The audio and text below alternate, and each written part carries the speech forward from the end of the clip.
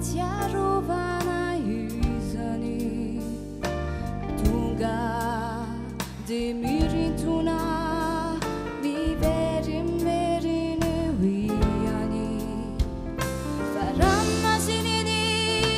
he mangenieny isaiko lasaniny sadika trony teny mahity tony pety sy ny anaranao voasoratra sy ao am-kokoao naturona mai ny masoandrotsika ny fanojo iray ny dia tongotsika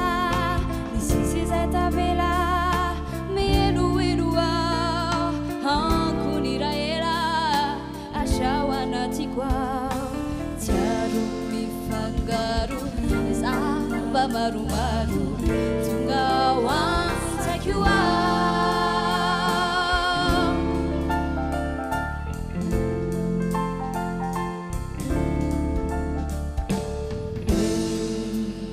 fa atraiza zany fahatsiarovana izany mangaina ny tontolo mipitrapitra marotsany fa tantarakaina no manolona eto voarisavolaina torovantrovanteto ny manotidinay voajeriko avoko mitady ireo fanay ny ainanay talo hitako ihany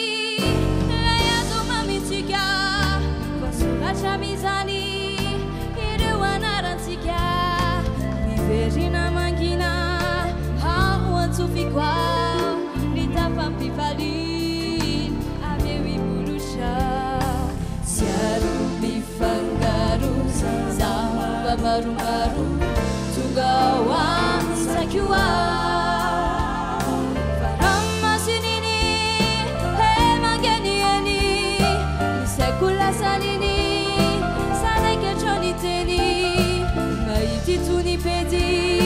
sy ny anaranao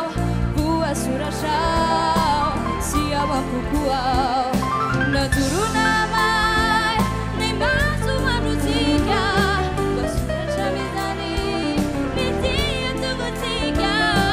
sisy izay tavela mieloelo ao ankony raela ashao anatiko ao